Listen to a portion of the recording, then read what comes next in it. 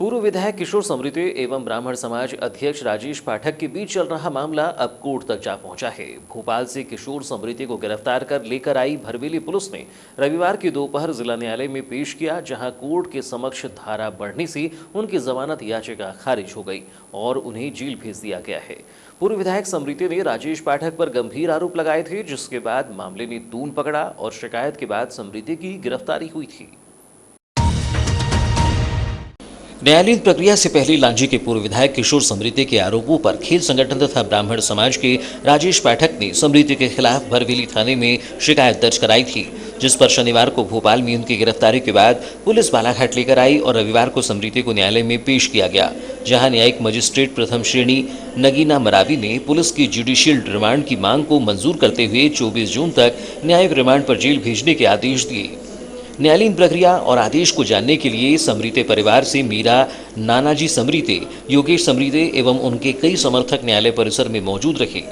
न्यायालय में पेश करने के लिए पुलिस दोपहर को यहां लेकर पहुंची और लगभग 2 घंटा प्रक्रिया चलती रही।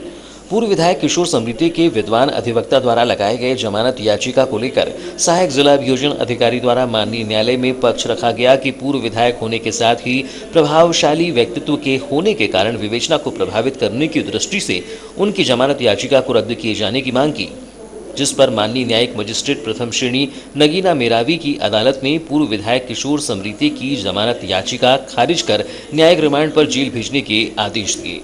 समृद्धि के अधिवक्ता ने कहा कि प्रकरण को लेकर यह बात सामने आई कि पुलिस ने धारा 386, 389, 402 भारतीय दंड विधान के तहत अपराध पंजीबद्ध किया था, लेकिन उसमें धारा 452 का इजाफा किया गया। इस वजह से जमानत नहीं मिल सकी। समृद्धि की जमानत पर न्यायालय के समक्ष पैरवी कर रहे अधिवक्ता नदीम कुरैशी ने जमानत अर्जी खारिज होने के बाद बयान देते हुए कहा कि शिकायतकर्ता ने जो आरोप लगाए हैं वह गलत हैं। 20,000 रुपये की फिरौती मांगने की बात कही जा रही है, जबकि उनके पक्षकार की पेंशन 35,000 रुपये है, तो वह कैसे यह मांग कर सकते हैं। अधिवक्ता कुरैशी ने बताया कि पुलिस ने धारा 386 एवं 389 में गिरफ्तारी पत्र दिया था, लेकिन कोर्ट में धारा 452 जोड़ दी गई, इसलिए जमानत अर्जी खारिज हो गई। उन्होंने कहा कि हम पुनः प्रयास करेंगे और उन्हें बाहर लेकर आएंगे। तो 452 न्यायालय ने ऐड कर दी, उसमें 452 इस कारण से बेल नहीं हो पाई है, लेकिन 2 दिन के अंदर बाहर लेके आएंगे। 386, 386 यानी किसी को 10 साल से लेकर मृत्युदंड तक आजीवन कारावास तक की सज़ा में फंसाने की कोशिश करना या धमकी देना। 386 किसी से पैसे रंगदारी से मांगना। कोर्ट परिसर में मौजूद पूर्व विधायक समृद्धि के भाई योगेश समृद्धि ने कहा कि उनके भाई को शराब और रेत माफियाओं के दबाव में षड्यंत्र पूर्वक दबाव बनाया जा रहा है। उन्होंने बताया कि प्रशासन उन्हें सहयोग नहीं करेगा, प्रताड़ित करने की कोशिशें होंगी, लेकिन न्यायपालिका पर विश्वास है कि उन्हें न्याय जरूर मिलेगा। योगेश समृद्धि का कहना है कि अवैध कारोबार को उजागर करने पर उनके भाई के विरुद्ध यह सुनियोजित षड्यंत्र है। न्यायालय में जमानत अर्जी खारिज होने पर उन्होंने कहा कि लोकतंत्र में सबको अपनी बात रखने का अधिकार है। ये जो मुकदमा है, एक तो कैसा है, ये शराब माफिया और रेत माफिया के दबाव में प्रशासन ने बनाया है और पूरे षड्यंत्र के साथ में मुकदमा बनाया गया है। और इस मुकदमे में हमको न्यायपालिका के ऊपर विश्वास है कि हमें न्याय मिलेगा, क्योंकि प्रशासन तो हमें बिल्कुल सहकार्य नहीं करेगा और उनकी ज़्यादा से ज़्यादा कोशिश रहेगी कि किशोर समृद्धि जो पूर्व विधायक है उनको प्रताड़ित कैसे किया जाए। उसके लिए वो सारे हथकंडे अपना रहे हैं, क्योंकि वो उनकी जितने भी चरित्र था, जो भी वो लोग अभी तक के कर रहे थे अवैध कारोबार, उसको पूरा उजागर करने का काम मेरे बड़े भाई साहब ने किया।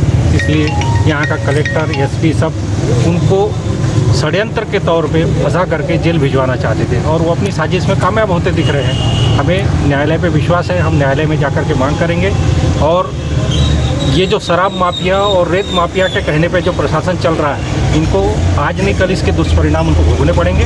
इसके लिए उनको भी तैयारी करके रहना है कि उनकी लड़ाई अब किशोर समृद्धि के साथ में फेस टू फेस होने वाली है, तो ये लड़ाई के लिए वो भी तैयार रहे। हम तो अपना तैयारी कर चुके हैं, बाकी की तैयारी अब उनको करना है। भैया जो आरोप लगाए जाते हैं समृद्धि जी की तरफ से, जो समाज सेवी है और जो दूसरे लोगों पे है कि 2 लाख गाय कटवा दिए, जांच में ऐसे सारे आरोप जो निराधार पाए गए हैं और उनके द्वारा पूर्व में जो 2 पुलिस के जो कर्मचारी उनके हत्या के भी आरोप लगाए गए थे, उसमें भी जांच में ये पाया कि वो भी निराधार। वो कांस्टेबल गायब हुआ तो अभी तक पुलिस ने अपने कांस्टेबल की जाँच क्यों नहीं करवाई मौत की? लेकिन जिस समय की वो बात कर रहे हैं उस समय तक तो राजेश पाठक जी यहाँ आए भी नहीं। राजेश पाठक का उस टाइम ठेका शुरू हो चुका था बांदा कंपनी के साथ में। गलत बोल रहे हो आप। 2 लाख गायों को कटाने का आरोप आरोप टोटल पूरे बाजार ठेकेदारों को पैसा फाइनेंस करने का काम राजेश पाठक फाइनेंस करता है। करना, लेकिन गायों को कटाना दोनों अलग अलग मैटर है। एक ही है ना, पैसा दे करके गाय खरीदवाना और कटवाना, तो फर्क क्या है? भैया जिस प्रकार से अभी प्रशासनिक कार्रवाई को लेकर क्या बोलेंगे आप? जिस प्रकार से बात पूर्ण सुनियोजित षड्यंत्र है ये किशोर समृद्धि को फंसाने का, बस बाकी कुछ नहीं। अभी जमानत के लिए कुछ न्यायालय के ऊपर विश्वास है, न्यायालय हमको देगा न्याय।